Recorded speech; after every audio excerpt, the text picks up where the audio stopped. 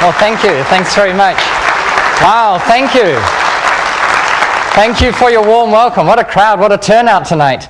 You know, recently I was introduced on the stage in New York as the man who'd made $100 million in real estate in Australia. And I got up on stage and I also said, thank you very much. It was very humbling. But I added, I feel I ought to set the record straight. Firstly, when you're in New York, it may seem as though Australia and New Zealand are connected by the Sydney Harbour Bridge, but they're really separate countries. It wasn't Australia, it was down in New Zealand. And secondly, if the truth be known, it wasn't in real estate, it was actually in the oil industry. And thirdly, to be perfectly honest, it wasn't 100 million, it was only 10 million. And anyway, it wasn't me, it was my brother. And he didn't make 10 million, he lost 10 million. But apart from that, you've got the right person. You see, the whole point is things are never what they seem. We think we know the way something works or the way it's put together, but very often we are flat wrong. My belief is that real estate is not just a little bit better than other investments or even a lot better than other investments. It's hundreds and thousands of times better. But to convince you of that, you're going to have to change some of your paradigms. Remember what I said, things are never what they seem. One of my favorite statements goes like this. I know it's a bit provocative, but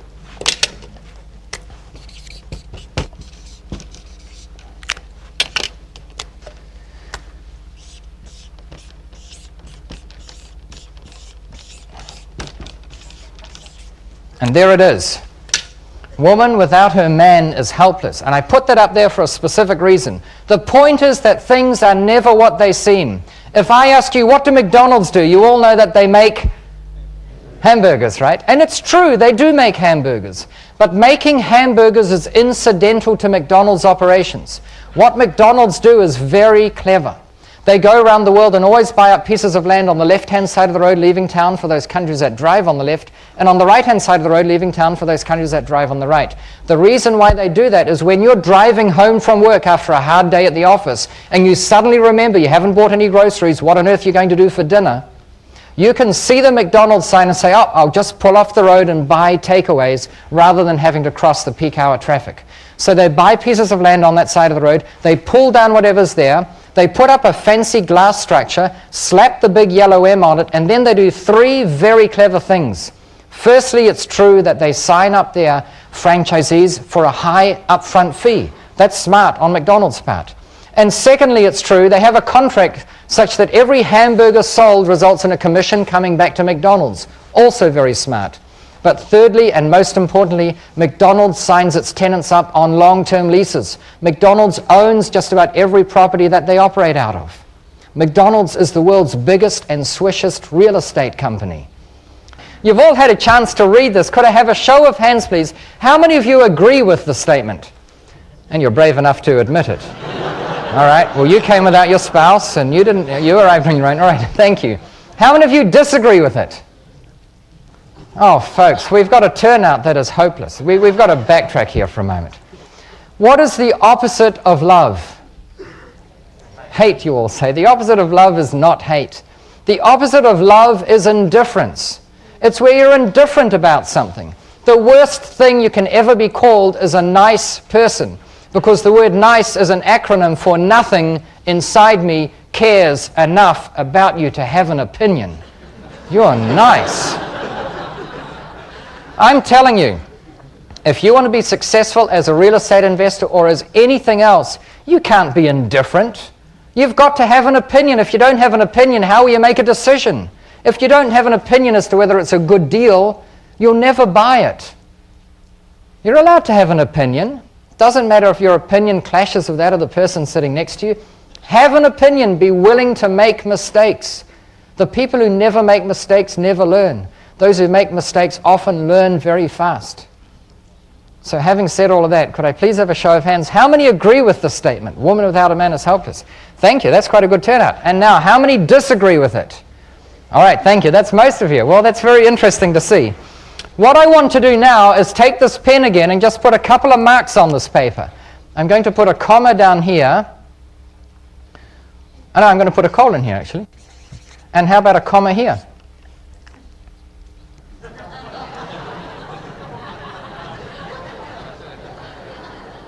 Those of you who don't get it yet, ask someone discreetly in the break. Can you see how by adding 3 little marks to this piece of paper, we have completely changed the meaning of it? How many of you now agree with this statement? Oh, look at that. Have I redeemed myself, madam? Thank you. And how many now disagree with it? Oh, some of you. Okay, interesting. The point I'm making here is we had a statement about which most of you had an opinion, and then by putting 3 little dots on the paper, we suddenly completely changed the meaning of that sentence. And life can be like that. Things are never what they seem. Sometimes by changing a little aspect, your paradigms are shifted. And what I want to do tonight is show you by adding 3 metaphorical little dots to your perception about real estate, suddenly we might change it from being a lousy investment to being, wow, I never realized it was that good. That's pretty hot. Who would like to go on that journey? Okay, let's do it. I came from a family that prized education. Their belief system was to do well in life, you need to study hard, because by studying hard, you can get qualifications and a degree. And with a degree, you can get a good job. And with a good job, you can build a career. And with a career, you can have financial security. Was that bad advice on the part of my parents? Well, it wasn't for them, right? They did to the best of their abilities. They tried to give us the tools we needed. It's the sort of education that they would have wanted to have. So from their perspective, it was great advice. So it was without much thinking that I went off to university. Didn't know what I wanted to study. I didn't like the sight of blood, still don't really. That was medicine out. The thought of peering into people's mouths all day, I mean, yuck. That's dentistry out. I wanted to do law, but then you have to practice in the country in which you study, so I eliminated that. I went through this process of elimination and ended up doing engineering. However, during my first week at engineering school, I looked around me at these academics who were supposed to have made it. And they wore shabby clothes and drove around in old clunkers and lived in very modest homes. And I thought there's something wrong with my picture that academics have financial security. So I took it upon myself at the tender age of 17 to make a study of the rich. I wanted to know what is it that the rich have in common, because I thought if I could identify 30 or 40 things that they have in common, and if furthermore I could emulate those things, then my chances of becoming fabulously wealthy surely would go up. Would you agree? Good theory. It didn't work though, because at the end of this 9-month study, I concluded that the rich had very little in common. It wasn't age or gender or whether you were born into a rich family or not, or whether you were an immigrant family, whether you were the firstborn, the lastborn. It had nothing to do with any of those things. I could only find 2 things that the rich had in common. The first is that almost without exception, the rich had integrity. In other words, their word was their honor. If they said they were going to do something, they did it. Now here's a secret I learned about integrity long after my 9-month study at the age of 17. Integrity is not genetic. Do you hear what I'm saying? If you don't like the level of integrity that you've got, you can change it in a heartbeat. Just make the commitment to be more true to your word. And I'm telling you, your financial future will change. The second thing that the rich had in common, almost without exception, is that they either made their money or they held their wealth in property. In other words, the Hughes Corporation, they made their money because they had a patent on a diamond-tipped drilling bit.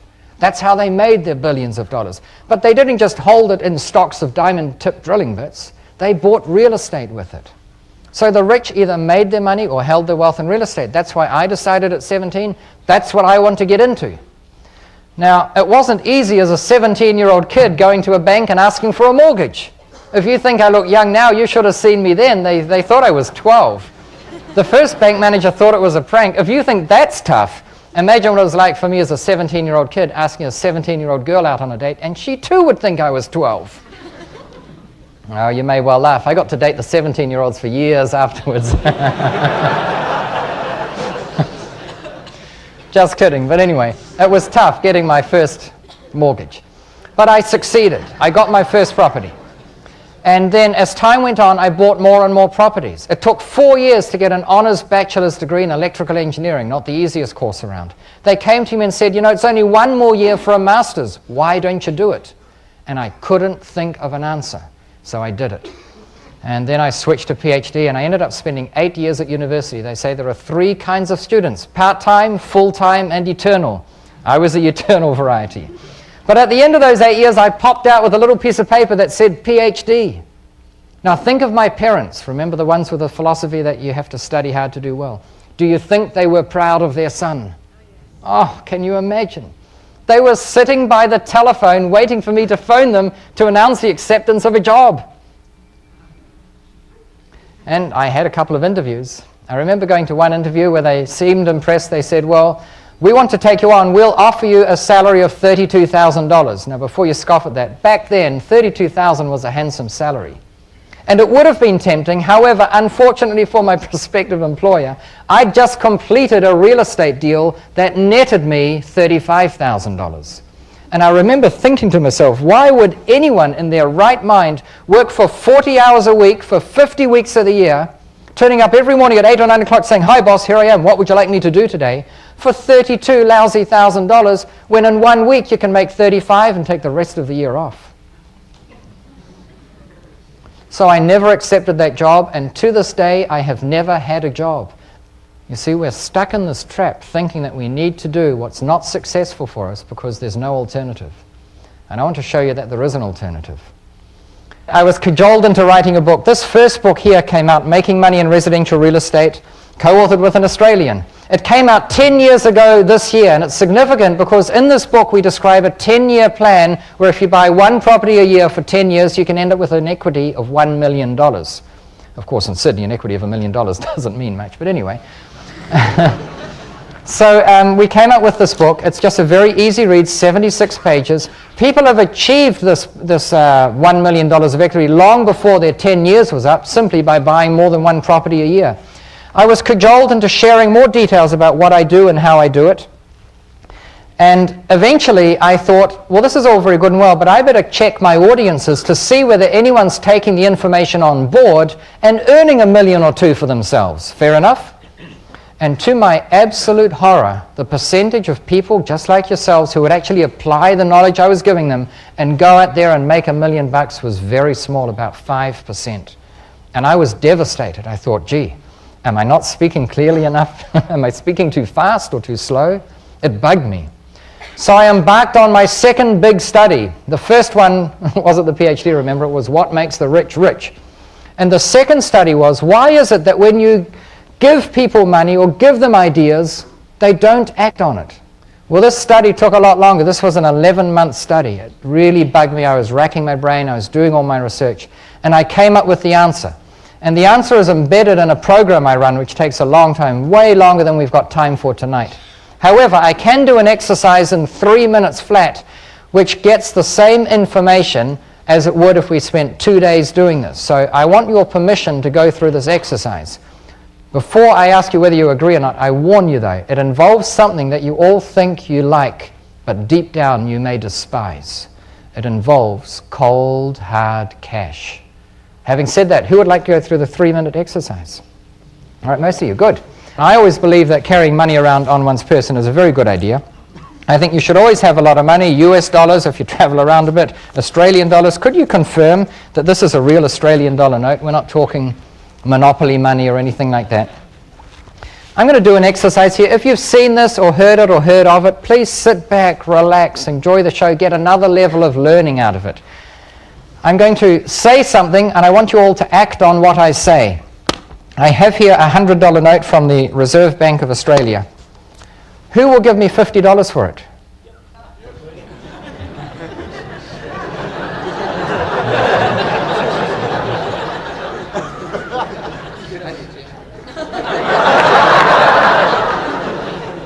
You sure? Are you going to give it to me? Yes, no. Is this a real note? Seems to be. Seems to be, all right. What's your first name? David. David. Congratulations, David. Let's give him a big hand.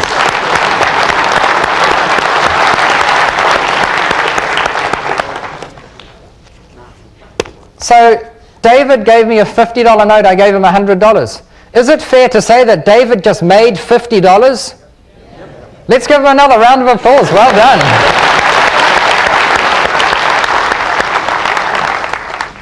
So similarly, is it fair to say that I just lost $50?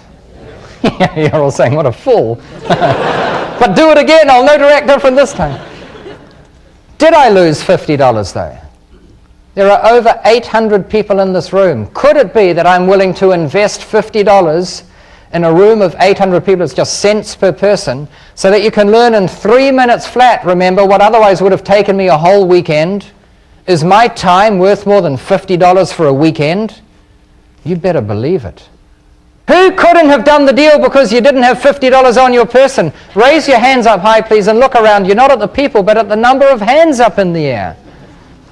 So thank you for being honest. But for whoever said, well, I don't need money because, what would I need it for? Here is a prime example. You can do great deals, and real estate is like that, as we'll find it in a minute. Where's the plastic brigade? When I said, who will give me $50 for it, did I say in cash? Would I have accepted a credit card? Did anyone ask me? Would I have accepted an IOU? Absolutely, just to teach the rest of you a lesson. Can you buy real estate with an IOU? Of course you can. It's called a mortgage. It's not funny, it's true. All right, why else didn't you come up? Tell me. Too good to be true. Who thought it was too good to be true? Well, thank you very much. After I go to all this effort to talk about integrity, you think I'd go up there and say, who would give me $50 for this thing? Just as you come up, I say, nah. Thank you very much for your faith and confidence. Just because a deal sounds too good to be true doesn't mean to say that it is. It may be. Check it out. But if you don't check out deals that sound great, by definition you will be limiting yourself to those deals that are so lousy, those deals where the returns are so low, they're bound to be real. And I hope you all realize that this exercise has absolutely nothing to do with a lousy $50 inside this room tonight. It has everything to do with $50, $50,000, $5 million, $50 million outside of this room, tomorrow, next week, next month, next year. Because in all probability, the way you reacted to this exercise is the way you react to real deals in real life. I don't have the money. I don't need it anyway. It's probably a prank. Sounds too good to be true. They wouldn't take an IOU. Not even worth asking. Oh, someone else has got the deal. Look, there's someone fluffing around at that, wherever it is. I want you to think about that. What's holding you back? What stops you from going out there and doing those deals? And it all has to do with belief systems. This is what my study showed me, that we're all brought up believing certain things. You go to one of your parents and say, hey, Mom or Dad, I want a bicycle. And they say, well, what do you think, kiddo? That money grows on trees. We've all heard that, right? Or we're told money is the root of all evil. All right, and in fact, the actual saying was, for the love of money is the root of all evil. But we all think money is associated with being evil. We're told that in order to make money, you must have money. Hey, that's my excuse. I don't have any money. I can't make any. I'm poor. I was born this way. I'll probably die this way. So don't give me a hard time about it. The more you say that, the more it becomes a part of you. Even when we describe the rich, do we call them squeaky clean rich? No, we talk about them as the filthy rich. They are so rich, they are stinking rich. We associate being wealthy with filth and stench. So one exercise you may want to do, most of you won't, is tomorrow morning go to the bank and withdraw $1,000. Those of you that don't have $1,000 in the bank, you've got a problem. Withdraw $1,000 and carry it around on your person for an entire month. Because assuming that you won't be mugged, and I'm not guaranteeing that you won't, so don't blame me if you are. Assuming you're not mugged, assuming it's not stolen, assuming you don't lose it, and assuming you don't spend it frivolously, at the end of that month you will still have that $1,000 in your pocket. And you'll say, wow, you know what? I've overcome all those fears. I'm in control of this money. And something will happen inside of you. suddenly you will be in control of this thing that you've been frightened of. If you couple that with coming up with some new belief systems, instead of money's the root of all evil, or only my rich neighbors can afford stuff because they're doing illegal things, say, hey, money comes to me easily. Or become more evangelical about it. I am a magnet for money. Anything. And say that out loud if you think your spouse will not kick you out for saying it every morning and every evening. And say it when you get up and when you go to sleep. And do that for a month and carry your $1,000 around on your person. Your lives will change. Give it a go. What have you got to lose? You guys are so pragmatic, you know. Maybe I should say, what have you got to gain? Everything, exactly. So give it a go. All right, I want to talk about real estate because that's my passion. I love real estate. As I said, I don't think it's a little bit better or a lot better. I think it's orders of magnitude better. So the book I wrote most recently, it's called Real Estate Riches. And if you don't mind, could I have a show of hands how many have read this book? Just, okay, that's a good turnout. Thank you very much. It's also good to know we've still got new clients out there. That's fabulous. But I want to summarize 4 questions I pose in this book because they're at the core level of what I believe in. Let's imagine we want to compare investing in real estate with investing in other things. Now, other things for most Australians means the stock market, the share market. You can also invest in mutual funds or unit trusts or other. It's still shares. Mostly Australians invest in shares, so I want to compare real estate with shares. Imagine also we have a lump of money. It'll be hard for some of you to imagine you have no money, but anyway, you will have by the time you invoke some of the things we're learning here. Imagine you've got $100,000 in cash. Could be more, it could be less, doesn't matter. I'm going to ask 4 questions. First question goes as follows. You're going to use your $100,000 cash to invest in shares. How many dollars worth of shares can you buy with $100,000 cash? 100,000, right? I know some will say, but hang on, you can buy shares on margin. And that's true for a small number of investors, for a small number of shares, usually a small percentage of what's on the market, and then only for about 30% of the value. And if the shares go down a little bit, they have what's called a margin call. For most Australians, when you invest $100,000 in the share market, you have to put up $100,000 cash. Let's compare that with real estate. You have that same $100,000 cash. You want to buy real estate. How many dollars worth of real estate can you buy with $100,000 cash? $1 million easily, right? That means you need a 90% mortgage on $900,000. Now, I know some of you think, well, hang on a minute. $900,000, even at 5%, that's $45,000 a year. That's more than I earn. How am I going to pay it? And the answer is, you will have an asset worth $1 million that's generating rental income. If you buy well, that will more than cover your mortgage interest. So that's question number 1. Question number 2 goes as follows. You've spent your $100,000 cash buying $100,000 worth of shares. The moment you bought them, what were those shares worth?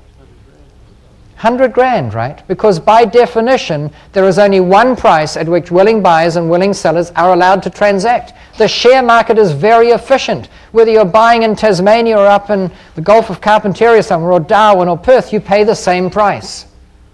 So you bought exactly $100,000 worth of shares. Let's compare that with real estate. The day you bought your property for $1 million using $100,000 cash and a $900,000 mortgage, what was that property worth? $1 million. Is it possible that it was worth $1 million? Sure it is. However, is it not also possible that some fast-talking real estate agent or seller talked you into paying $1 million for a property that's only worth $640,000? Is that possible? Sure it is. Does it happen? You better believe it. By the same token, is it not also possible that you just bought a property for $1 million that when you get a valuation report on it, it's worth $1.5 million? Is that possible? Does that happen? Every day of the week, folks. The question you might want to ask is, why would anyone in their right mind sell a property for $1 million when it's worth $1.5 million? Does anyone want to know the answer to that? Oh, you do? Okay. There are 101 reasons, folks. Every reason is unique. Every property that I've bought at below its true value has had a different reason as to why people have sold it for below its true value. Very often it's because the sellers are too stingy to engage the services of a valuer. They think, I know what the value is. Look, the house next door sold for $460 and the one up the road sold for $480. So if I get $520 for mine, I'm doing really well, aren't I? When in actual fact, any of a dozen valuers would have put a value of $595,000 on that property. It's the only one with a view, for heaven's sake. It's got a triple garage. Right? So being too stingy is a very common reason. A property might be bequeathed to 4 kids. One wants to live in it, the second one wants to rent it out, the third one wants to turn it into a commune, the fourth one's hiking somewhere. They have a big row. They just say, let's sell the property fast and split the proceeds. Or what very often happens, especially here in Australia, is people find their dream home. They sign up to buy it. They say, let's have settlement in 2 or 3 months. Plenty of time to sell our existing home. And then, of course, time goes by and suddenly they say, whoops, only 10 days before we have to settle and we haven't sold our home. What happens to the price? It comes down. Or someone bought a property back in 1962 for £1,500 and they think they're ripping you off by getting $500,000 for it when it's worth $700,000. The reasons are many and varied. The property I just bought in Phoenix, we bought it from a couple who unfortunately were divorcing. Not only were they divorcing, they had restraining orders out on each other, which means that by law they weren't allowed to be in the same place at the same time. They couldn't negotiate their side very well. Right, so you'll find 101 reasons why people sell real estate at below its true value. I love that. You can find a bargain every day of the week. All right, that brings us to question number 3. You've spent $100,000 cash on shares. The moment you bought them, they were worth exactly $100,000. What can you personally do to massively increase the value of those shares? Not much. Not much. Well, come on, let's be creative. Could you hope? Could you pray? Could you not write letters to the directors of these companies wishing them a good day? Could you perhaps go out and buy as many of the products and services as these companies make so that you boost their turnover and therefore their share value? Your options are limited, would you agree? Okay. The moment you buy your $1.5 million property for a purchase price of only $1 million using $100,000 cash and a $900,000 mortgage, what can you do to massively increase the value of that property? Paint it. Who said that? Who said that? No one wants to admit to it. Well, someone did. You didn't say it, but of course you can paint it. Look, painting it singularly is probably the simplest thing you can do to massively increase it. I once bought a cottage for $60,000 on a Thursday. Now, it was pretty dilapidated. There was so little paint on the weatherboards that there was more wood exposed than paint. No one wanted it. It had been on the market for 3 months. I know exactly what other potential buyers would have thought. Look at that old dunger of a property. Paint's in bad condition. I bet the roof leaks too, which means the water's gone down to the floorboards. They'll be warped and rotten. The piles will be rotten. I bet the plumbing needs redoing and the wiring will be shot. Who'd want it? 60 grand, they've got to be kidding. So along I came, I bought it. I spent $400 painting it. Now, if you're really cheap, you could get away with only painting the front. You'd have an integrity issue. So paint the whole thing. $400. I sold it the following Tuesday for $80,000. Now, I call that a $20,000 weekend. Who likes the sound of a $20,000 weekend? Okay, absolutely you can paint the property. What else could you do to it to increase the value? Landscape, absolutely. You could put in a flower bed. You could put up a new nice white picket fence or paint one that's there already. Perhaps change the letterbox. There are, again, 101 things you can do to massively increase the value of a property without spending much money. Who'd like a list of 101 things you can do? All right, well, that was the book I finished 2 weekends ago now. It's literally called that. 101 things you can do to massively increase the value of a property without spending much money. We've got wacky ideas. Just shampooing the carpets might do it, or perhaps replace the carpets. You don't have to buy new ones. You can get great second-hand carpet or end-of-run carpet. Or maybe lift the carpet and see what wood is underneath. If it's nice wood, get a commercial sander in to sand it, polyurethane it, and you've got a beautiful wooden floor. Change the doorknobs. Sometimes just putting brighter light bulbs in the house will do it because it looks bigger and roomier. All right. If you've got a really expensive home here in Sydney, or one of those $2 million plus homes, would you like to know how you can spend $200 on concrete to increase the value by $20,000 or $30,000? No? All right, then I'll move on. Look, all you do is you pour the concrete in the middle of your rambling front yard somewhere, and you get a paintbrush out and you paint a white H on it with a circle around it. And then the society magazines will be able to say, oh, the so-and-sos have a helipad. Look, you're limited by your imagination. There are so many things you can do to massively increase the value. My favorite example is the carport. And it goes like this. Imagine you have a rental property, 2, 3, 4 bedrooms, doesn't matter. It doesn't have a garage or a carport. Do you think that your tenants would prefer it if there were a carport there? Of course. Would they be willing to spend more money to have a carport? Yes. $20 a week, is that an exaggeration? Is that too much? You'd easily get an extra $20 a week, right? Now ask yourself, how much would it cost to build such a carport? A carport is just 4 poles and then a roof with a slope on it. Again, if you're really cheap, you could probably get away with 3 poles. It would look odd, but you'd get away with it. So 4 poles. I maintain you can build a carport for $1,000 easily. You get $20 a week extra in rent. Over the course of a year, that's $1,000, right? With which other investment that you can name can you spend an extra $1,000 on it and then get $1,000 a year forever coming back, indexed for inflation? That's 100% return. That's pretty good. As they say in the infomercials, but wait, it gets better. Imagine you didn't pay for the carport yet, right? It's cost $1,000.